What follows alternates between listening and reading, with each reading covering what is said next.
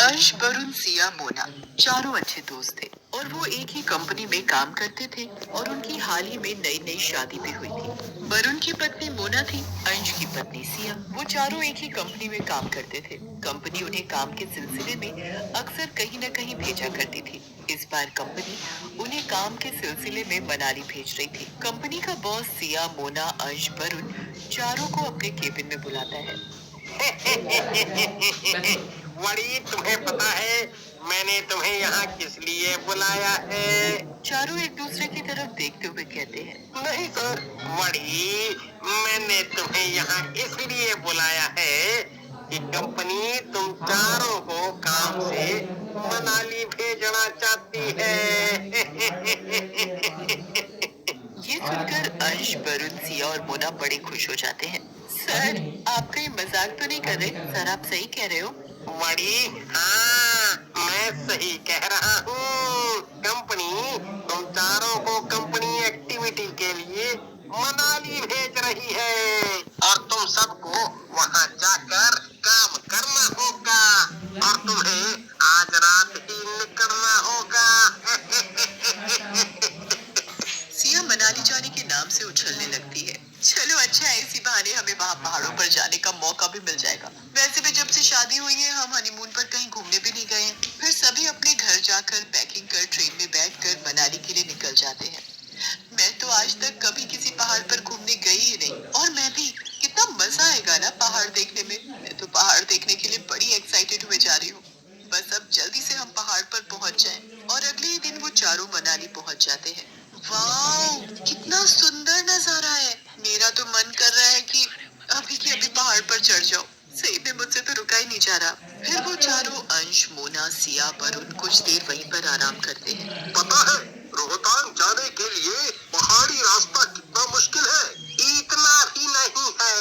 अरे ऐसे पहाड़ पर तो मैं यूं ही चढ़ जाऊं। अच्छा, तुम इतने बहादुर हो कि पहाड़ पर चढ़ने में तुम्हें बिल्कुल भी डर नहीं लगता? नहीं तो बिल्कुल भी नहीं।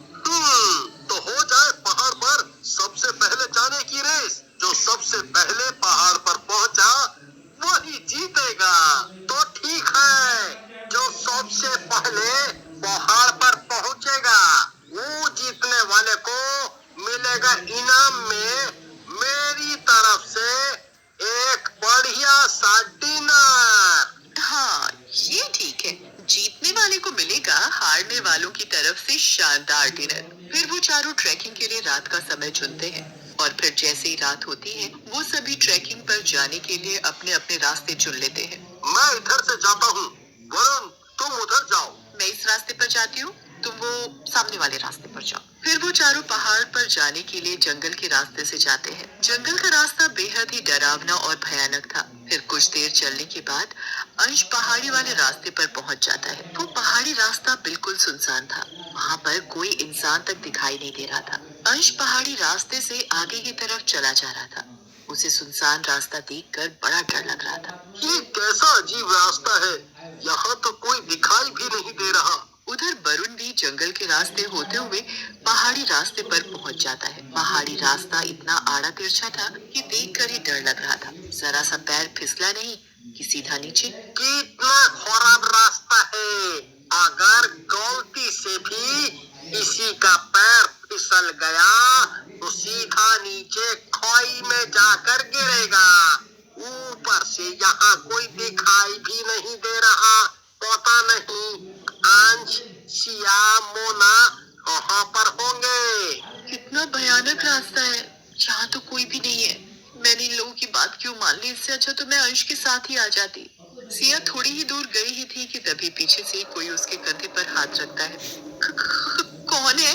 सिया पीछे मुड़कर देखती है पर वहाँ उसे कोई दिखाई नहीं देता। यहाँ तो कोई नहीं है। फिर मुझे ऐसा क्यों लगा जैसे किसी ने मेरे कंधे पर हाथ रखा हो। अब तो सिया का डर के मारे बुरा हाल हो रहा था। हे भगवान, मुझे जल्दी से यहाँ से बाहर निकाल दो। सिया मन ही मन सोच रही थी। तभी उसे एक औरत के रोने की आवाज आती है। वो सड़क के किनारे अपना मुंह नीचे करके रो रही थी। सिया हिम्मत करके उस औरत के पास जाती है। तुम कौन हो और यहाँ सड़क पर अकेली रो क्यों रही हो? वो औरत जैसे ही अपना मुंह ऊपर करती है तो सिया की चीख निकल जाती है। चुड़ैल, बचाओ, कोई है, मुझे बचाओ। चुड़ैल हंसते हुए कहती है, कोई नहीं बचाने आएगा तुझे, अब तो भी मारी जाएगी। सिया चुड़ैल को देखकर बुरी तरह डर जाती है। मुझे जाने दो, मुझे छोड़ दो। जाने दो? नहीं, कभी नहीं। जो यहाँ आया वो मारा जाएगा। इतने में ही वहाँ अंश आ जाता है और वो वहाँ चुड़ैल को देखकर बुरी तरह डर जाता है और डरते हुए चुड़ैल से सिया को छोड़ने के लिए कहता है, चुड़ैल, ये मेरी पत्नी है, इसे मत मारो, इसे छोड़ दो। अब तू भी मरेगा। हमें मत मारो, हमें छोड़ दो। मैं तुम्हें छोड़ दूंगी, पर तुम दोनों को ये बताना होगा कि तुम दोनों की सबसे प्यारी चीज क्या है। फिर दोनों चुड़ैल को बताते हैं, मेरी सबसे प्यारी चीज मेरी पत्नी सिया है, इसमें मेरी जान बसती है, मैं इसके बिना नहीं रह सकता। तो ठीक है, जिसमें तुम्हारी जान बसती है वो चीज तुम्हें मुझे देनी होगी, तभी तुम्हारी जान बच सकती है। नहीं, मैं अपनी पत्नी को तुम्हें नहीं दे सकता। और मेरे पति में मैं उनके बिना नहीं रह सकती। हमें मत मारो, हमें जाने दो। तुम दोनों ही एक दूसरे की सबसे प्यारी चीज हो, तो तुम दोनों को ही मरना होगा। ये सही है, दोनों ही मरेंगे। हमें मत